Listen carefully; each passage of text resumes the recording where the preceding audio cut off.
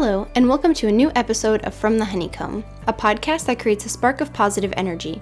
Here we discuss all things architecture and design, to travel, exploring Vastu Shastra with a modern approach, and I connect with other like-minded women to share their story. I am your host, Katerina, and welcome to From the Honeycomb. Today, I am joined by Krista Marcovecchio, architectural coach, helping architecture students build confidence and navigating them through the rigorous world of architecture school. Krista, welcome to From the Honeycomb. Thank you so much for having me on. It's such an honor to be here. It's a pleasure to be here, and it's great to finally get to meet you. Yes, likewise.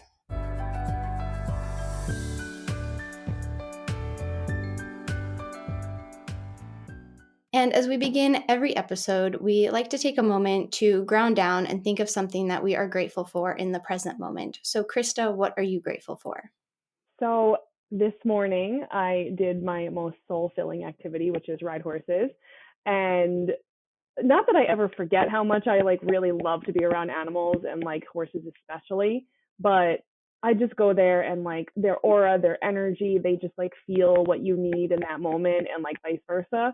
So for sure, definitely horseback riding, horses, the realm of equestrianism. I love that. And how long have you been riding? Ooh, since I'm a little kid. I was 4-ish when I started. Love it, so love it. I was a little baby, and I'm 31 now. Oh, so. nice. Oh, me too. Oh, we're the same age. Nice. Yeah. Oh, yeah. See, I knew it would be Yeah. No, I lived on the East Coast in New Hampshire for a little bit and was horseback riding there, and I loved it. So horses. There's something about they're just so magical. Right. They know when you need something. They're big, so you can hug them. They're the best. They are. It's such a gift to have had that background, and I'm always so thankful to my parents for letting me be so fortunate to be brought up or in that world. It's a great gift. So if anybody has kids and they're looking for a hobby that will really teach their kids discipline and compassion and how to speak a different language, quote unquote. And that's what I always call it, because horses just speak body language. It's an amazing world to be a part of. Oh, absolutely.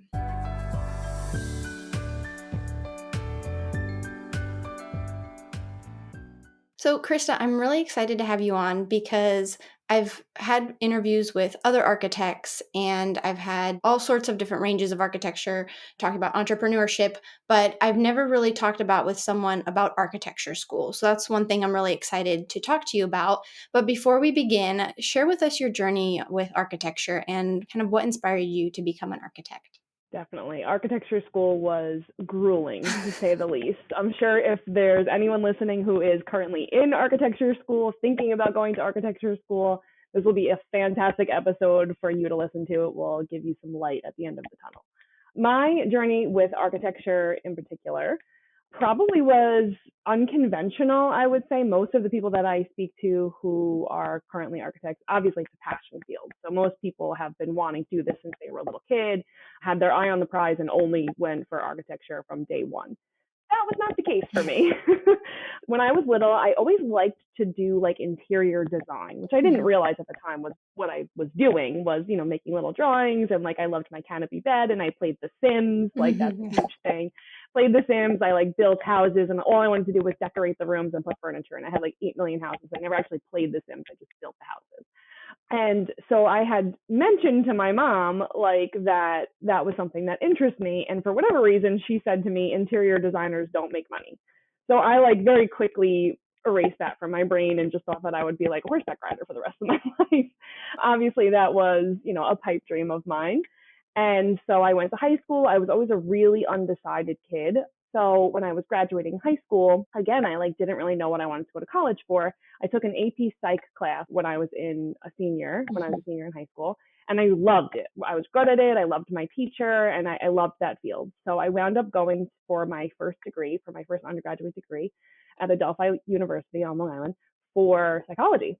And I finished my degree. I was there for all 4 years. And I think my last semester of my senior year at Adelphi, I was adamant about getting an internship. I landed a little internship, but the person that I landed the internship with she called herself an industrial organizational psychologist, which is very similar to just interior design. Okay. And I sought her out like on purpose because I knew that she was like, of that train of thought, of that thinking. And I thought like, okay, here's a way that I can marry interior design with psychology. And here's this woman who's in the field, who's kind of like a pioneer of this new realm.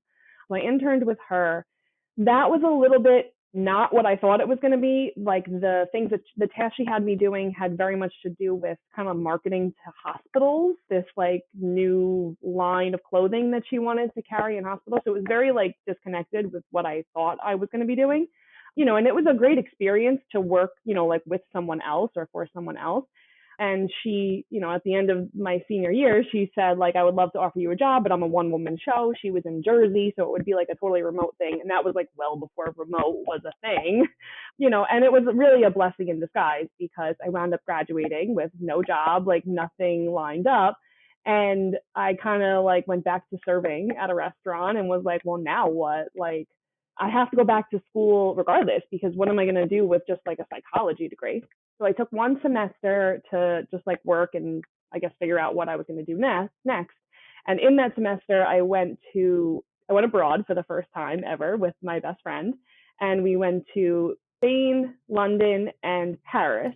And it like totally transformed me. It was already in my brain that I wanted to go back to school. I knew I really wanted to do like interior design, or so I thought. And when I went to Europe, I was like, yes, this is totally my jam. I'm in. I went to Harry Potter World in London. I saw like the half scale Hogwarts model. I was like, this is the best thing ever. I want to go to school and build this. So that is for sure what solidified going to architecture school no matter what. So I actually started architecture school a semester after I graduated from my first degree. Okay. So I had already been in school for 4 years, and then I was going back for another 5. So that was January of 2014. And it's been, I'm sure we'll talk about what happened thereafter, but that's how I got there in the first place. Wow. And I know, so you went to NYIT when I've seen that. Funny thing is, I applied there and I visited there, actually. Really? I did. So Oh, I wow. do know what school you ended up in. I think NYIT has a great program. So yeah, share with us, once you did get to architecture school, what was that like? Yeah.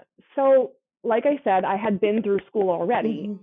I was always a good student, always like just perfectionist, very organized. Like I always just wanted to like do whatever the teacher needed me to do. I just wanted to be like, a good student, and whatever that meant, I needed like to get the A's. Right. So I really like I didn't think that architecture school would be anything different than all the school that I had already just been through. Mm-hmm.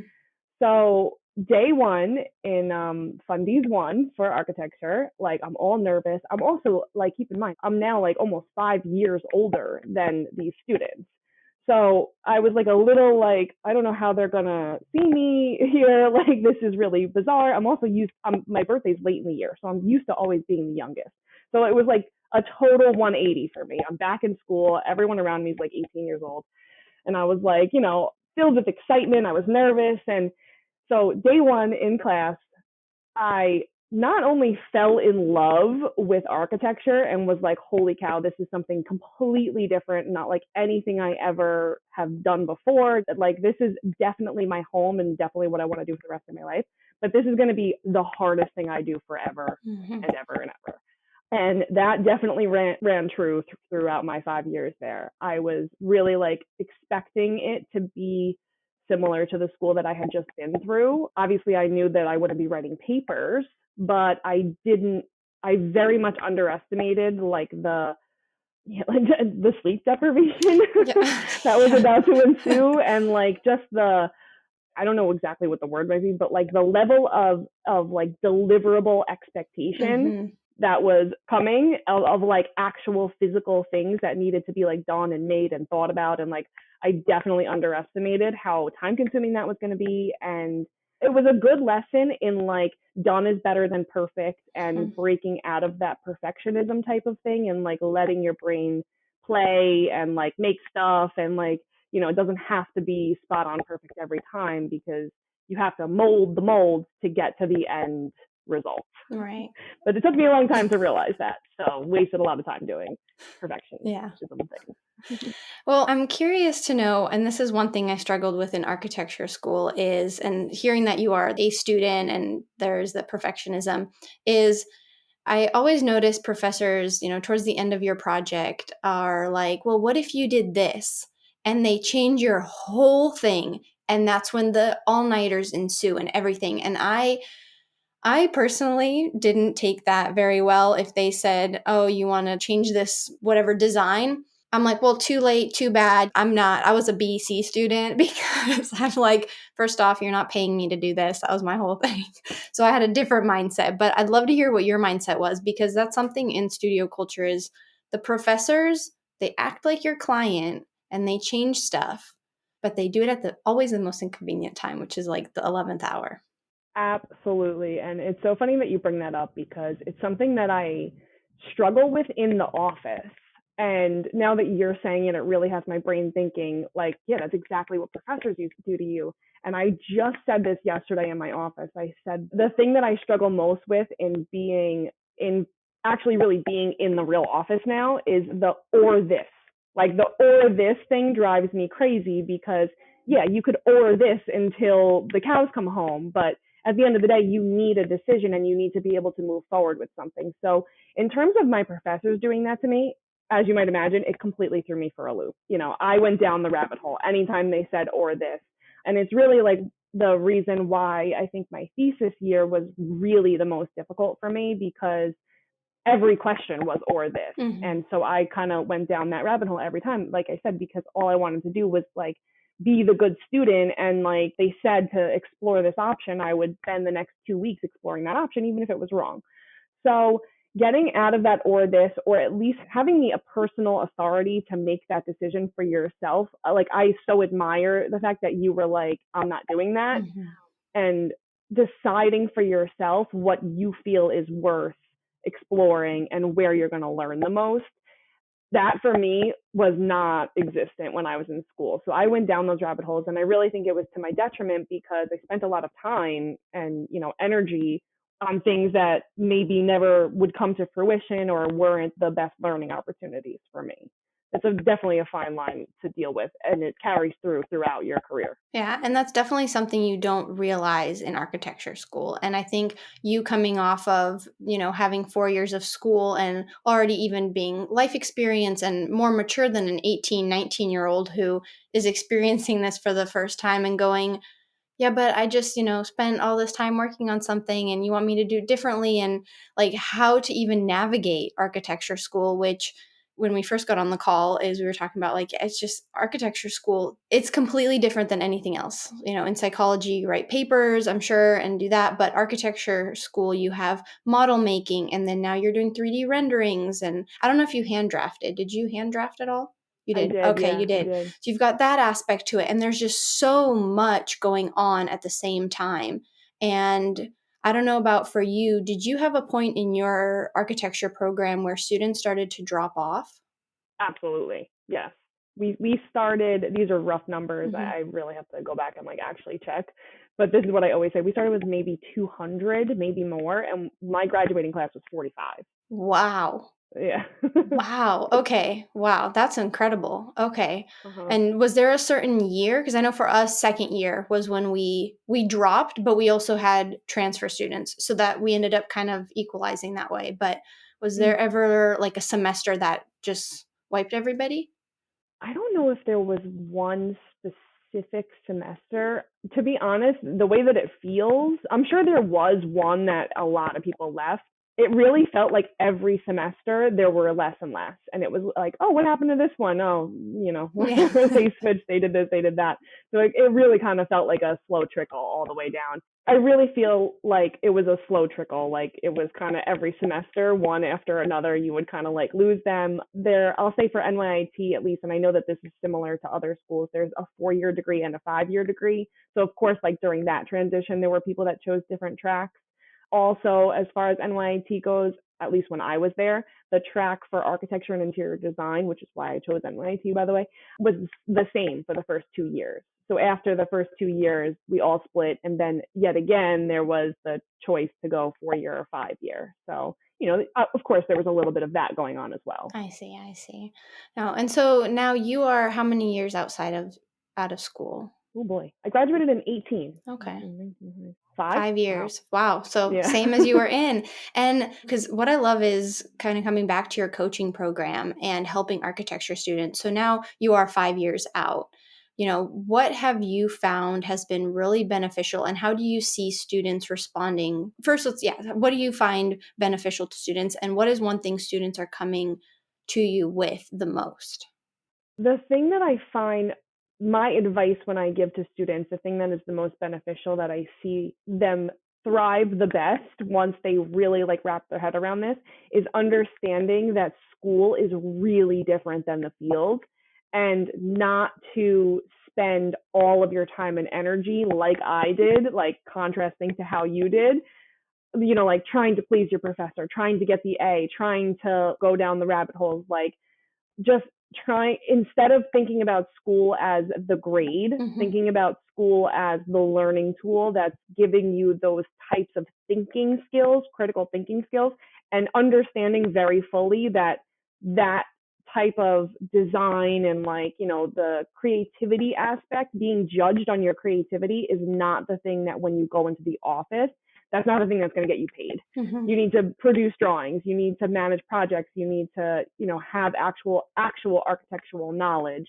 And I think that the downfall to what students think, because of the way school portrays it to them, that you're going to get paid and land the job and be successful off of solely your creativity, which is a completely subjective measure of success in and of itself.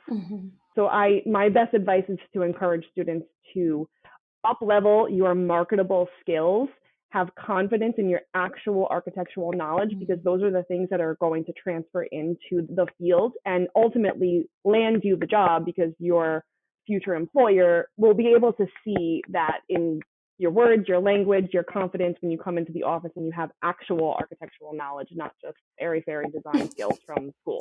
No, absolutely. You bring up such a good point, because I just was remembering some of my classmates who would have the most amazing renderings and the coolest designs. And I would look at my stuff and technology-wise, I'm just not very good. I'm very organized. I can manage well.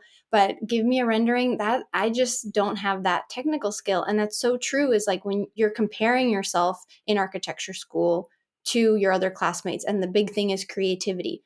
Who comes up with, whatever the building is, and then the great design. And then of course now with all the 3D rendering models, I mean, you can have some amazing, I remember some of the models were just I was like, wow. Well, and my thought process would be, well, I hope they're good, because they might end up working for me one day, because that was the mindset I kept thinking, because I just was I do have good design, but you don't think about it in architecture school, like what you said, when you come into the office and you're managing projects. Because now, especially too, and I noticed this at my firm, I don't know about for where you work, but architecture is a lot more admin time, emailing, managing, meeting with clients, coordinating. The design aspect at a firm, especially if you're not the principal architect, is very minimal. So it's a completely different experience than when you're in architecture school. I could not agree more. And I see students get so caught up, myself included, that's how I was as well, in that comparison, comparison theory, comparison downfall, whatever the next word is, but comparison to other students. And you get so down on yourself, especially if you're of the type of mindset that I know you and I are of, and as I'm sure your listeners are of as well. If you are listening to a podcast like this, it is because you want to get better, and you are looking to increase your skills, and you are looking around at the people around you saying, what are they doing that I could also do better? And when you're really in the depths of architecture school and pulling those all-nighters and trying to please your professors and trying to get the A, making the models, doing the drawings, the last thing that you need is to look over to your left and this kid has a rendering that's about to be on a billboard type of thing. Because like I tell my students, that's not the thing that gets you a job in the office. And yeah, you may come in and wow an employer with a portfolio, but when you get in the office and they need you to, get a drawing set out tomorrow and all you know how to do is render something, like that's not valuable to an employer. I understand it looks cool and yeah, it's very clickbaity and trendy and like very Instagrammable, and like we live in an age where aesthetics are everything and everyone wants to see stuff that's cool. I get it, of course, but if you're looking to really make an impact in an office and raise your worth and your value in an office, then you need to understand what the employer that you're going to work for needs, how they make money, how they can actually churn things out and get projects done, because that's how they make money. And we're going to focus on those skills instead of being the most creative in the room, because who says who's creative and who's not? No, absolutely. I completely agree with you. I think as you're talking, I'm really thinking back to my college experience in architecture school, and it does vastly differ so much. And I was having a conversation with someone this past week who decided not to take the architecture school route, actually, and is doing kind of not like, because one thing too, which was what we talked about, is architecture was apprenticeship 100 years ago. We didn't have architecture school. It was you work in the office and then you build up. And that's, I think, one thing too, is coming out of an architecture school, you may be top of your class, and when you graduate, you're back at the bottom. Like you are drafting and then you have to work your way up to being a manager. So, but going back to the conversation I was having with this person about architecture school, he decided architecture school wasn't for him and he would go straight into working at an office. And so he was asking me about, is architecture school worth it? Or why can't I at 18 go work at an architecture firm and eventually make my way up to becoming an architect? And, I told him I think there is value in architecture school because it does teach you, the design, and it's a time you get to have the most fun with design, I think, which I didn't realize when I was in architecture school. Looking back on it, I would have had way more fun with design and gone crazy with my designs because we didn't have to design to the code. I don't know about you. No, not to the code. No code, no structure, no client, no nothing, no zoning, no budget. just no budget. Yeah, like barely property lines, sort of property lines, I guess, but like no easements, no nothing. Yeah. Just do you. Yeah. But what do you think you would say to someone who, is questioning, well, do I need to go to architecture school if it differs so much from the actual real world? Yeah, that is a really good point and not really something that I would consider. So great question. I don't think that it's, to play like probably unpopular opinion, I don't think that it's the worst thing in the world to not go to architecture school and to do that 10-year plus type of track and take your AREs and get licensed that way. I don't think that that's like totally out of the question. It is obviously rare. I've actually never seen that in my years in the field. But if you are looking to, I think if you're looking to be in an office long term and to get a ton of real experience and like go an unconventional track, and you will be 10 years ahead of people who are graduating from school. And that is a huge advantage, if you ask me. If I had spent those 5 years that I spent in school working for 5 years, meaning if I had been in it full time in an office right now for 10 years, that would be a huge advantage. So I would encourage people, although unconventional and I'm sure maybe debatable, I would encourage people not to throw that out right away. Like that might be a really great way to get yourself in the door, find out what you like really learn practical stuff. I could definitely see like a CM or like a GC going that kind of route. Oftentimes I will see like CMs and GCs who are architects who kind of went the opposite route, but I think that would be a really powerful way to build a super solid career. The only thing that I would say about that is that taking your AREs is really difficult and requires a part of your brain discipline. I don't know exactly what it would be called, but your AREs are very similar to the way that school is studying for a test. Like you're not going to have tests, obviously, if you're working in the field for 10 years. But if you're in school, yeah, you have a structures test that you need to sit down and study for. So that would probably be my only caveat as far as if you were to go that route, is taking your AREs is difficult, and be prepared to kind of go back to the drawing board as a student 10 years after you've graduated from high school. So keep that in the back of your mind.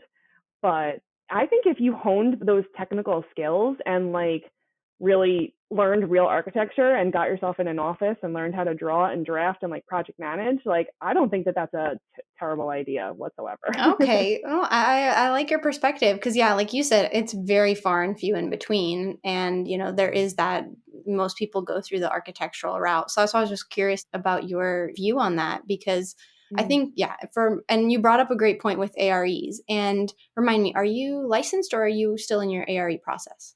I finished all my AREs. Yay. Yes, thank you. I finished all my AREs almost 2 years ago. Wow. So right now it is a paperwork thing. Okay. Say. Oh, yeah. okay. Yeah. But one thing which you brought up with the AREs is I remember vaguely being mentioned about the exams in school, like maybe Architecture 101 class, my first semester of architecture school. And that seemed like 5 years already of architecture school was like, so I started at 18, so I was like, I'm going to be 23. I'm like, oh my God, that's so long. And then the exams, I'm like, I thought I was going to have, all my exams, school done, 2 kids, firm, and a family by the time I was 30. Obviously, that did not happen. But like, you're just thinking, oh my gosh, that's so far in advance. So did you hear about the AREs in your architecture school? Same exact thing. Super vague, very big brother eye in the sky, like these things, these big scary things that happen like after school, and no real concrete education on it, no real actual things to like plan for, kind of just like a fend for yourself type of thing. Like if you want to obviously I knew that if you wanted to get licensed, you have to take your AREs, but that was pretty much all I knew. But to get licensed, you have to take your AREs, and the AREs are really, really, really, really, really, really hard. Yeah. That was about it. Yeah, no, I definitely, like I said, don't remember the AREs. And then while you were taking the AREs, did you find architecture school to be helpful throughout the exams, or did you look back towards more like your actual architectural work to help you, or neither? Yeah, I don't want to burst everybody's bubble, but no, I wasn't able to pull, I would say, almost anything from that I learned in architecture school, with the exception of maybe structures. But it also depends on how your structures professor teaches you, the formulas and how to do quote unquote structures. And like the general consensus amongst architecture school was, when it came to structures, was, well, you'll always have a structural engineer who will have, so don't worry about it. I'm just kind of like pass the class type of thing. And I really loved my structures professor, and I did well in the class, and I did like understand what he was teaching us. But when it came to the AREs, it was completely different than the way that he presented it to us. So I definitely had to pull not only on my work in the field, but like really study and like try and figure out what it is that I didn't know. In terms of taking your AREs, my best advice would be to make sure you have both commercial and residential experience, because when I was taking them, I had only worked in the commercial sector. So any like wood frame questions, I had no clue.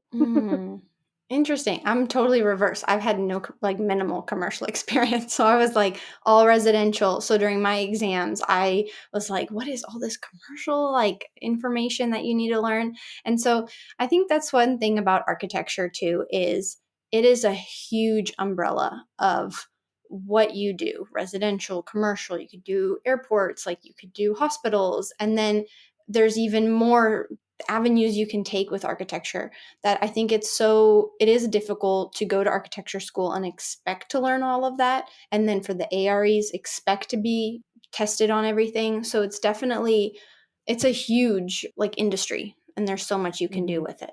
Yeah, there's so much you can do. And I think that taking that concept can be really scary at first when you hear like it, there's just so much you can do. But it's also really empowering, because like we were just saying, if you're in architecture school and you're feeling like you're drowning through this comparison theory thing, you have to understand that, like we said, if you're even here listening to this podcast, you and I have the same type of mentality. Someone who's going to architecture school, you're ambitious, you're driven, you're a problem solver, you have all those types of skills. And there is a place for you in architecture, without a doubt, whether you are the best designer on the green earth, it's super creative or not creative whatsoever. There is a place for you in this field. It may not be the conventional place that's cool and click-worthy and on Architectural Digest and that they make shows about and, like your typical type of quote-unquote architect.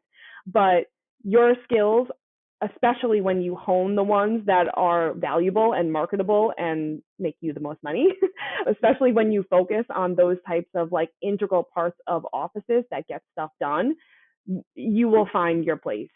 So it breaks my heart when, like, for example, when people were dropping out of architecture school because they never got to the finish line. Mm-hmm. They never got to like see that they could have maybe found somewhere that was their home. No, absolutely. No, that's so true. And it's also true. I was just thinking of the two close friends I have from architecture school.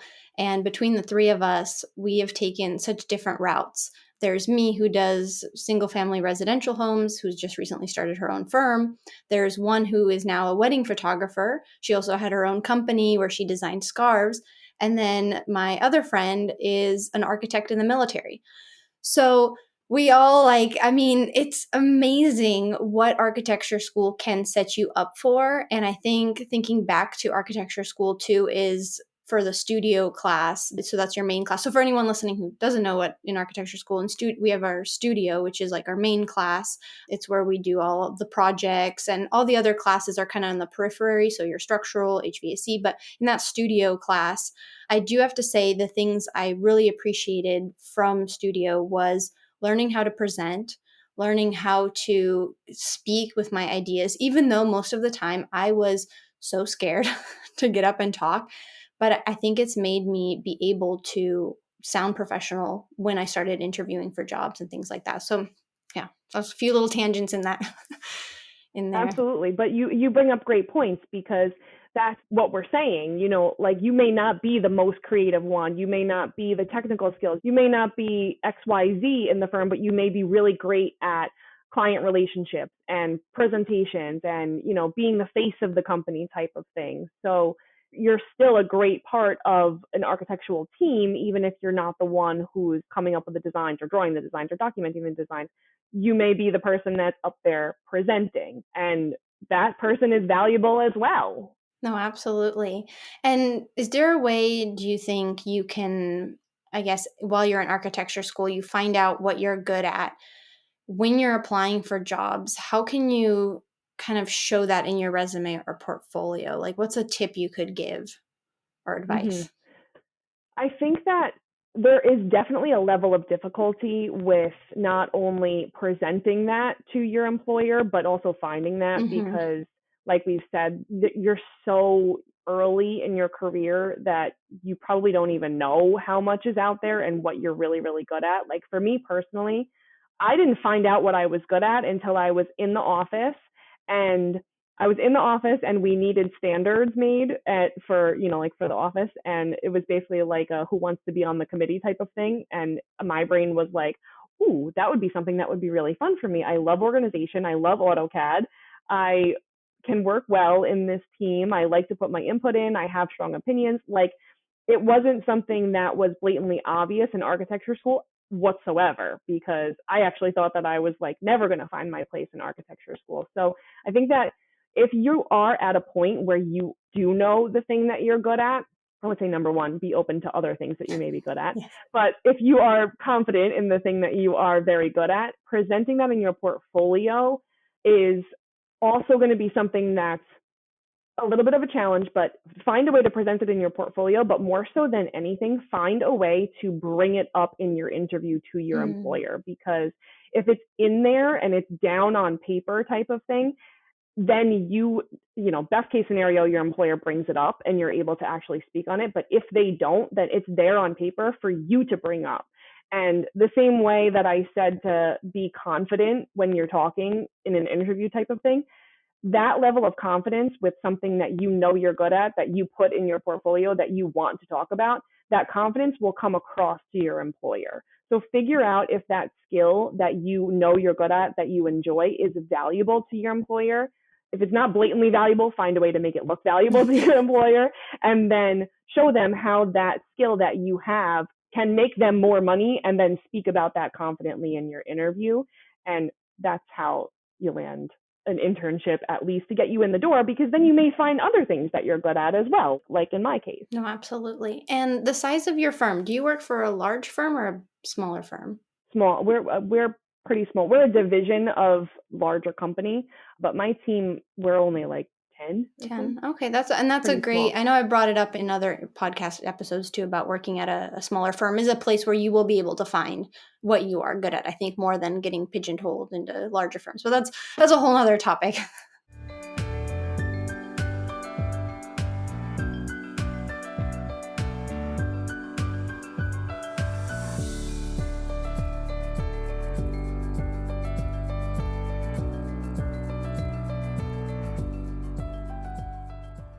Well, Krista, I wanted to ask if there is someone listening who is in architecture school right now and is like drowning or just like, I can't find what I'm good at, what would your advice be to them to kind of encourage them that it's going to be better? Yes.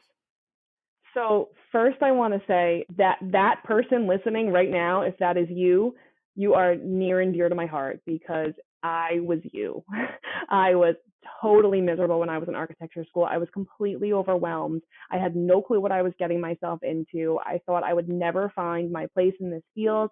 I wanted to leave. I thought, like, I'm never going to make it. I'm never going to be successful. I'm never going to be good at this. What have I gotten myself into? So first of all, my heart goes out to you. And second of all, take a deep breath, smile, relax, and understand that school is never going to be your be all end all. So the same way, if you're in architecture school, the same way that you right now think about high school and you thought high school was going to be your be all end all, and once you graduated, you were like, well, now what? That's what happens when you graduate from architecture school as well. You graduate from architecture school, money doesn't rain from the ceiling, rainbows don't show up. Like, the next day comes, it's not the be all end all. You will get through this without a problem. You will land that job. You will land that dream job. If it's not the first job that you get, it may be the second, third, fourth. Either way, you will find your way in the field. And even if you're struggling through architecture school, it does not mean that you are not a successful architect. It does not mean that you're not going to get licensed. It does not mean that you're not going to find your place in this field. You have skills, which is how you got yourself there in the first place, and you will get yourself out without a problem. So take a deep breath and smile and just put your best foot forward and speak with confidence when you're in your crits, speak with confidence when you're in your interviews, be very open to learning when you're in an office, have the humility to learn from other people around you, ask lots of questions, and don't let architecture school chew you up and spit you out, because you're going to be fine. Oh, I love that. I wish I had you during my architecture school days. That would have been a great message. Well, Krista, thank you so much for coming on From the Honeycomb. And where can listeners find you? Totally. So if you want to reach out to me, I'm here for you always. I go live on the weekends. So if you need a message in the moment and you're in those final crit days, please reach out to me. You can catch me on Instagram. It's at kmarco.mkr. So KMARCO.mkr. Send me a message. We can connect through there. If you'd like to work with me, I take on students. I do custom curriculums for you. We can work together and we can actually work on these valuable skills that we just spoke about in this episode. So if you'd like to work with me one-on-one, then reach out to me on Instagram. Right now, that's the quickest way to reach out to me. Or if you're not on Instagram, I do have people also email me, because I understand that Instagram is the place that people go to deal with the comparison and all that stuff. So I'm very happy for you to email me. It's my first and last name at Gmail. So Krista Marcovecchio at gmail.com. And I'm sure that will be in the show notes, because my last name's hard to spell.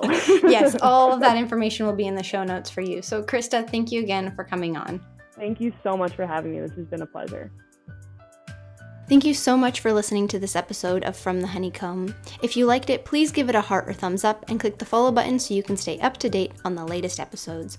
You can follow me on Instagram at From the Honeycomb Podcast, and be sure to check out the link in the show notes to sign up for my monthly newsletter, where you will receive a spark of positive energy in your inbox. Thank you so much, and see you next week.